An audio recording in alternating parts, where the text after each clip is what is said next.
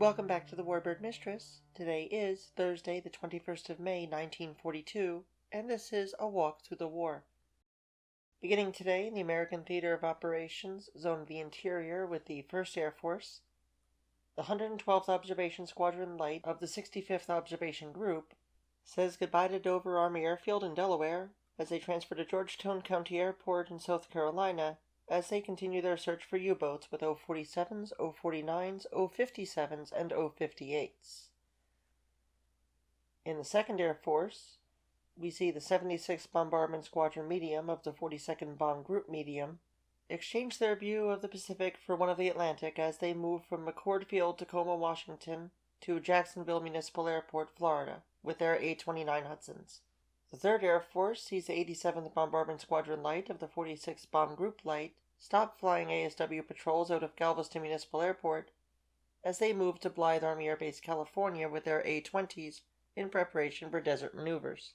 And in the combat action for today, we go to the Southwest Pacific area with the 5th Air Force, where B-26 Marauders bomb aircraft stationed at Lae, New Guinea.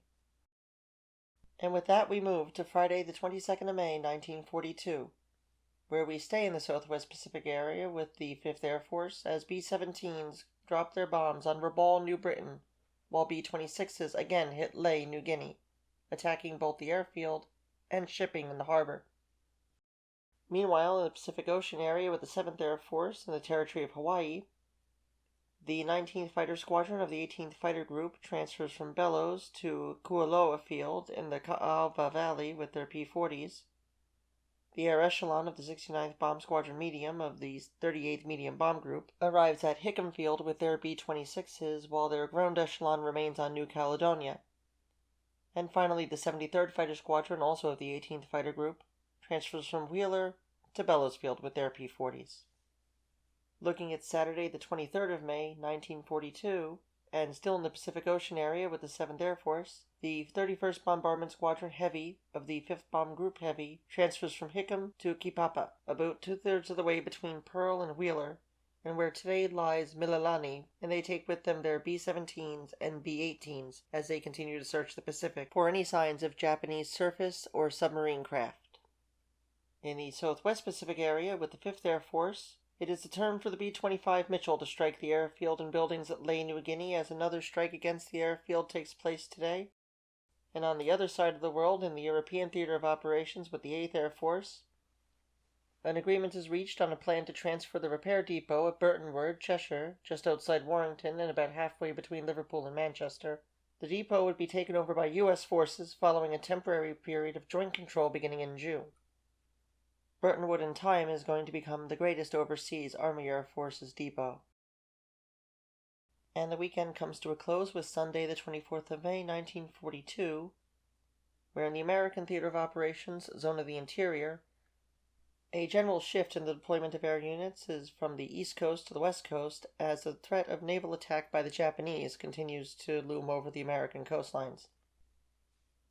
And with the 1st Air Force, we see the 105th Observation Squadron Medium of the 65th Observation Group transfer from Langley Field in Hampton, Virginia, to Georgetown County Airport, South Carolina, as they fly their ASW patrols with O-49s and O-57s. Staying in the Atlantic for the time being, we go to the 8th Air Force in the European Theater of Operations, as 8 Air Force Base Command, under overall logistical control of Service of Supply, is given the primary responsibility for all supply and maintenance peculiar to the Army Air Forces. With this arrangement, the Army Air Forces in Britain gains a degree of autonomy in logistics unique among American commands. And now turning to the other side of the world with the Southwest Pacific area and the 5th Air Force. Once more B-26s attack Lae Airfield, New Guinea. However, for the first time on the record, heavy flak and at least 15 intercepting Zeeks prevent accurate bombing. During the raid, several B-26s are shot down or badly damaged and are forced to crash land in enemy territory. Flipping the calendar to Monday the 25th of May, 1942, we go to the American Theater of Operations with Alaska and the 11th Air Force. The 11th Fighter Squadron of the 28th Composite Group, based at Elmendorf Field in Anchorage, sends a detachment to Cold Bay, 175 miles northeast of Dutch Harbor. The airbase there, Fort Randall Army Airfield, planned well before the war broke out, and the secret airbase's construction began in December when Army engineers in civilian clothes, posing as members of the front company, the Blair Canning and Packing Company, built Fort Randall and Cape Field on Umnak Island in the Fox Islands to protect against future Japanese attack, a threat that manifested not long after construction commenced. The 11th is the first unit to be stationed there following the completion of the airfield in March. Looking at the 4th Air Force in the zone of the interior, the 116th Medium Observation Squadron of the 70th Observation Group, which is based at Gray Field in Fort Lewis, Washington, south of Tacoma in the Puget Sound, sent a detachment of O-47s and O-49s west, 75 miles, to Moon Island Airport in Hokum on the Pacific Coastline's North Bay to fly anti-sub patrols against any encroaching Japanese subs. In the opposite corner, past the Pacific in the China-Burma-India Theater of Operations in the 10th Air Force, 4 B-17s returned to Dum Dum from their midnight raid on Rangoon as they tried to sever the Japanese flow of men and materiel. While further south with the Southwest Pacific Area's 5th Air Force, B-17s bombed Bunakanawa Airfield at Rabaul, New Britain Island today, in another strike against the Japanese strongpoint. And finally we get to Tuesday, the 26th of May, 1942. Beginning in the American Theater of Operations, back in Alaska with the 11th Air Force, again with the 11th Fighter Squadron of the 28th Composite Group at Elmendorf Field in Anchorage. Another detachment is sent out to the other secret airfield I mentioned, Cape Field, on Umnak Island in the Fox Islands of P-40 Warhawks. Umnak is about 90 miles southwest of Dutch Harbor.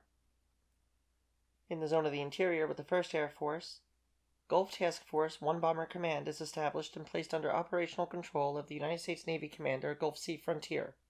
Their responsibility is anti-sub activities in the Gulf of Mexico. At the time, it is Captain Russell S. Crenshaw, U.S. Navy, who is the acting commander. And across the Atlantic in the European Theater of Operations, it is quite a busy day over in London. Lieutenant General Hap Arnold, Rear Admiral John Towers, and Air Chief Marshal Sir Charles F. Portal attend an Anglo-American Air Conference, where the topics of discussion include allocation of aircraft and the establishment of U.S. Air Forces in the UK. The meeting begins at 10 Downing Street with Prime Minister Winston Churchill in attendance. Mr. Churchill's schedule is quite occupied today, as not only does the Battle of Ain al-Ghazala begin, but also he attends to the signing of the Anglo-Soviet alliance between Foreign Secretary Anthony Eden and Soviet Foreign Minister Vyacheslav Molotov, as they promised cooperation in fighting Germany and agreed not to settle for separate peace. And that was Thursday, the 21st of May, 1942, through Tuesday, 26th of May, 1942, in this walk through the war. I want to thank everybody who's a new subscriber, and of course we have new Patreon supporters as well, I noticed. So thank you especially to them. And as always, I'm grateful for any support. Channel memberships begin at only 99 cents a month, and I definitely want to give a big shout out to everybody who watched the video on the Amiot 143 that I just put out. It turned out to be immensely popular, so as usual, the oddballs of history seem to be the most popular topics, and that's, probably why I enjoy them so much myself. And with that, I bid you cheers, my dears, and this is Claire, and I am the Warbird Mistress. Take care.